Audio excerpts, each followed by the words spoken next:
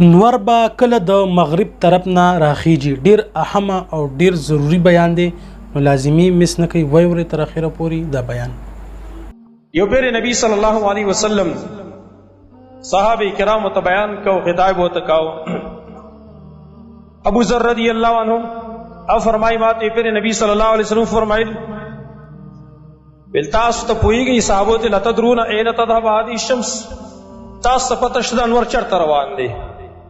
موتن الله ورسوله اعلم، الله او رسول ډیر خپويږي چې دا کم طرف روان دي. نبی صلی الله علیه وسلم فرمایل ان هذه تجري حتى تنتهي الى مستقرها، دا نور روان دي، دا مسلسل روان دي تر دې چې هغه خپل ځای د قرارتیا ته ورسېږي، خپل ځای د استقرار د قرارتیا دی، دا روان دي دا نور. او دینه بل یو مسله مونږ ته معلومه شوه د عقیدې، هغه مسله دا ده چې د قرآن سنت نه دا معلومه ده چې نور حرکت کوي، نور روان دی. ځمکه حرکت کوي او کنه کوي کې زمونږ کار نشته دی، حرکت دی کوي که نه زمونږ څه کار دی. لیکن دا عقیده د کتاب و سنت نه مونږ ته معلومه ده چې نور دا روان دی. قرآن نم دا معلومه ده والشمس تجري لمستقر لها، نور دا روان دی خپل ځای د استقرار ته، ځای د قرارتیا ته. تفسیر کې مونږ یو پیر دا تشریح کوله، یو کس ما ته وی تلک معلوماتو که خیر دی، سائنسدانان دروغ نه وایي، هغې هم دروغ نه وایي، وایي هغې وایي چې نور ولاړ دی ځمکه حرکت کوي ګرځي. تلک معلومات وکړه، مال ومې کلزه سائنسدانانو خبره ټیک شو ده. د دې آیات ترجمه راته وکړه، زه خو پې نه پوهېږم. نو ده والشمس تجري، جرا یجري په عربۍ کې جریان تللو ته ویلی کېدلی شي. والشمس تجري، نور روان دی. ما له دې څه معنا وکړم؟ ما ته خو بله معنا نه معلومه. دا معنا وکړم چې نور ولاړ دی، تحریف وکړم قرآن کې.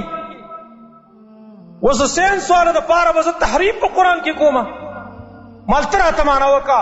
ټول مفسرین څومره تفاسیر که د اردو دي او که د پښتو دي، ټول راواله که د دې تجري معنا هغې د ودرېدلو کړې وه، زه به وکړم. تجري دا خو په عربۍ کې دا خلک ټول په دې باندې پوهېږي چې تجري معنا روانېدل. اوس د دیو دپاره به زه د الله کلام بدلوم، پخپله وایي بدلیږي نه، وایي قرآن بدلوي. او تجربات دي کله صحیح شي او کله غلط شي، ایسه اعتبار دی. ځمکه حرکت کوي که نه کوي، کتاب و سنت کې مونږ ته وضاحت دی نشته دی. حرکت دی هغه هم کوي، که هغه دی هم کوي، او نور دی هم حرکت کوي، نور دی رواني. حدیث هم په صریح دلیل دی، ویل ان هذه الشمس تجري، دا نور روان دی حرکت کې، حتی تنتهي الى مستقرها، تر دې چې خپل ځای د قرارتیا ته ورسېږي.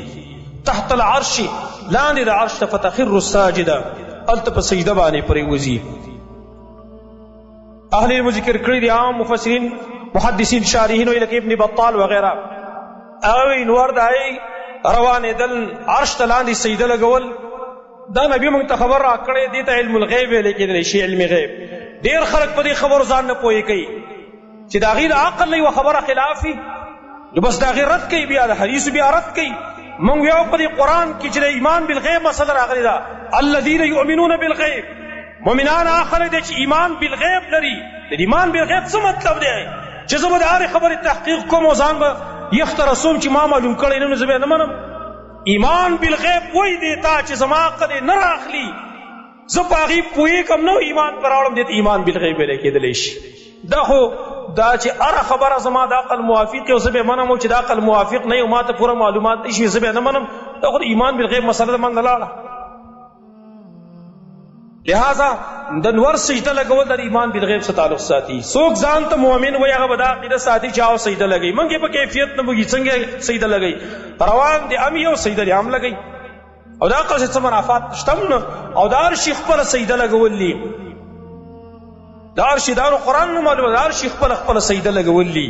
د انسانانو سجده جدا ده، د دې ونو بوټو دای سجده جدا ده، د سورو سجده جدا ده، او د قرآن دا مسله معلومه ده.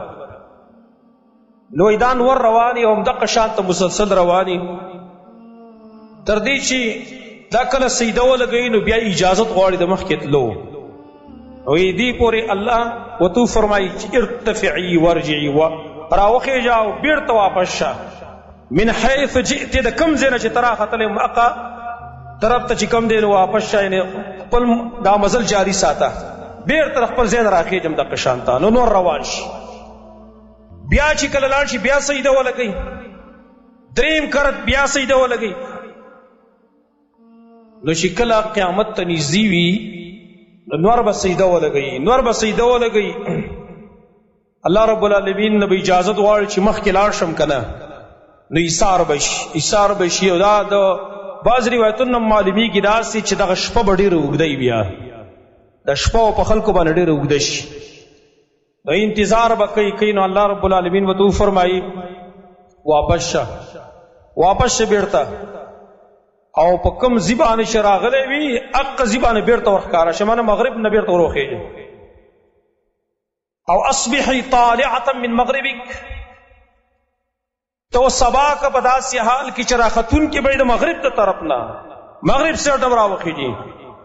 فتصبح طالعة من مغربها، سبا نه به دا د مغرب سیټ نه سره راوخېږي.